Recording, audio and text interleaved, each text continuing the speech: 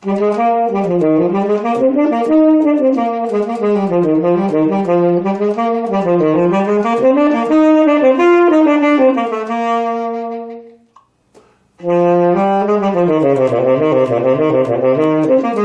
really like this next piece that I'm going to do for you, Pastorale and Bouree.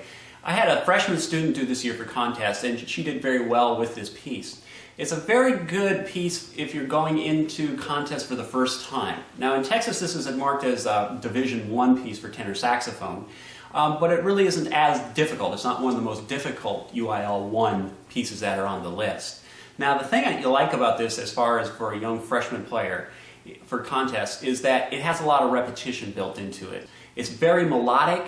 It has a lot of interest in it in that regard. It's a great piece for working on two characteristics of your vibrato, the real slow, kind of longing triplet vibrato in the first pastoral, and in the Bouree, a nice fast spinning vibrato and working articulations and tonguing. But nothing in here is so extremely technically challenging that you cannot be successful with it. So if you're first time going to contest and you're a little apprehensive, I think this is a really good choice for the tenor saxophone player.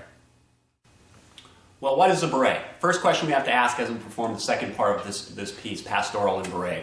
Well, a Bouree is a lively dance type movement in 2. Okay? Well, we got to look at this right away then and see that we've got a common time written for a time signature. So the first thing we need to know is that we really need to feel this in a 2 because it's a dance type figure and it's lively. It's a lively dance. And so we need to keep a lot of bounce and a lot of motion into it and have a 2 feeling instead of a 4. A 4 is not very dance-like in this situation. It's going to sound more trudging than anything. So what I've done is I've got a tempo here anywhere from 92 to 100 for the half note. And so really aim for that and try to get that tempo going to keep that light feel throughout. Formally, the Bouree is just like the Pastorale. It begins with a melody about measure 112, and this very same melody repeats over at measure 164.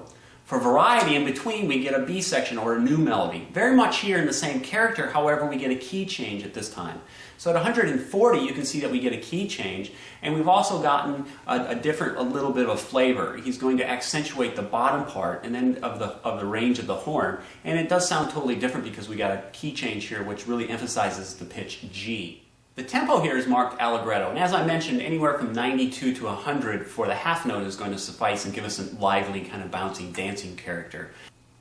Allegretto generally means to be less fast than allegro, so we really don't have to worry about pushing the tempo here at all.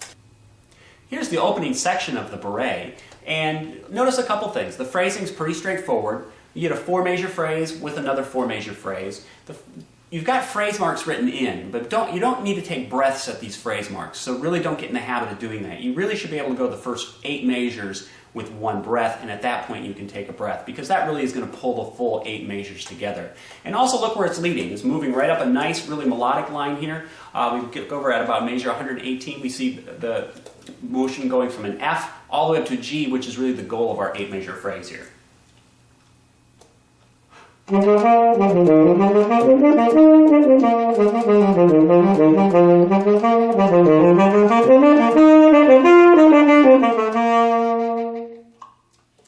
you start off very, very soft as indicated. Give a nice light bouncy kind of flavor, and then when it starts moving you can just hear how it wants to go. You can hear it's going somewhere, and so we need to inflect that as we play. Now as you can hear, we're starting out soft, and then when we get to that second 4 measures, you can hear how the structural notes are taking us up higher and how we want to energize it and create more excitement by getting louder.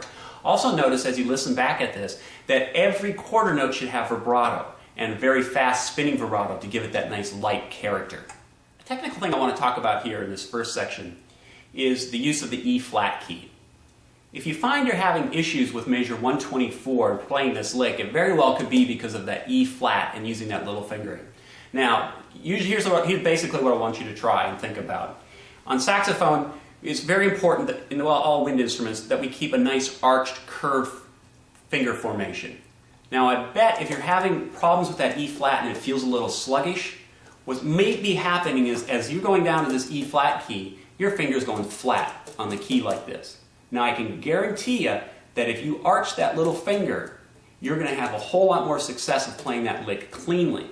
So just try that out. This is also important when we play our lower keys, and this is another technical problem in this piece in the second section. But we've got to move this very quickly. If your finger's flat, it doesn't move quite as quick, and it's definitely not as strong. The arch gives it a lot of strength, and it makes moving through those notes much easier. Well, the one passage in the second part of the Bouree that you'll find difficult to perform if you haven't had a lot of experience playing the low notes is the passage that occurs from measure 140 over to about measure 144.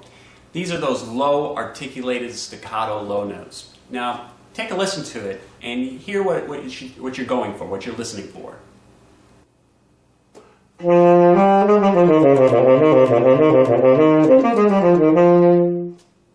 Now the difficulty with this section is that it's in the low notes, so that makes it difficult by itself, where tonguing is a little bit more difficult to do, but it's also marked piano.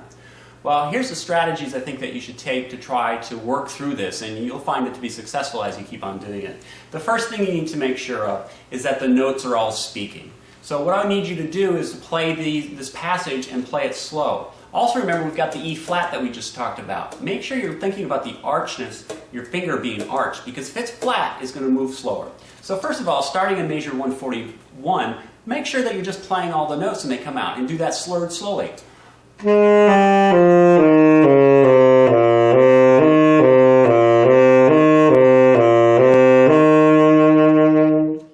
And play them louder too. Okay? What we want is to make sure that we have success going through here. Now, as you progress with this passage, what I recommend is that you do is don't add the tonguing in until you can actually play the passage up to tempo. So just keep on playing it slurred at a good dynamic range, and as you get more comfortable with it going faster, you can also do it slower.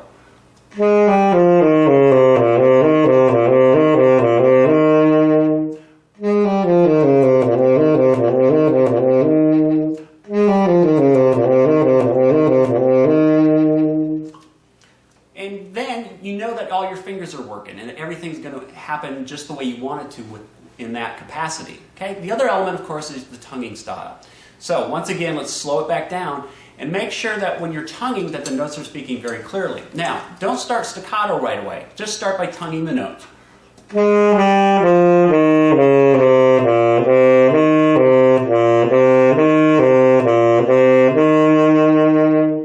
Just keep them long and keep them connected. It is more difficult to play these notes staccato when you're going slow. So go about as fast as you can by playing the notes long, and that helps the reed vibrate and keep connected from note to note.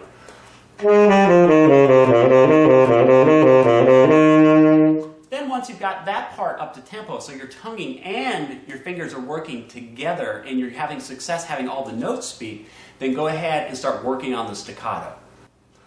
A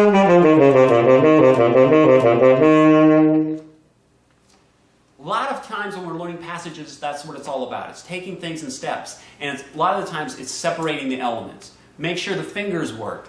Then make sure the tonguing's working and the articulations. And lastly, once you get those things together, then start worrying about the dynamics. Because if you're working on technical things, that's what you need to do. If it's not a technical passage, by all means keep the dynamics and play it musically the way it should be. But sometimes we really have to take things out of context to make sure that they're working correctly.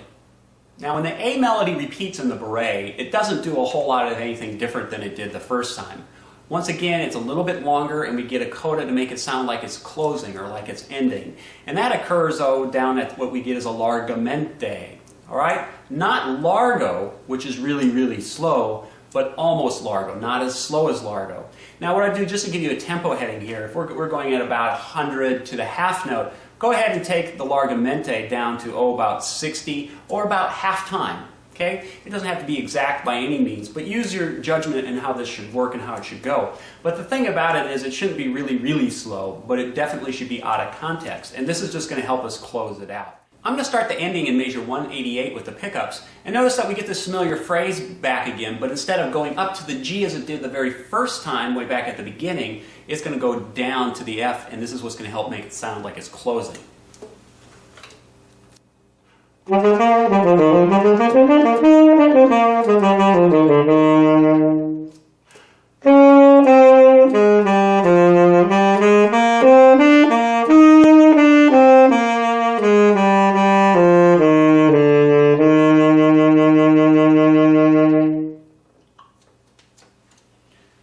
when you get get to the end, you can be musical with it and use your own taste. Determine where you want to take the diminuendo. Someplace going down that scale, you can just see the F major scale descending in the last three measures.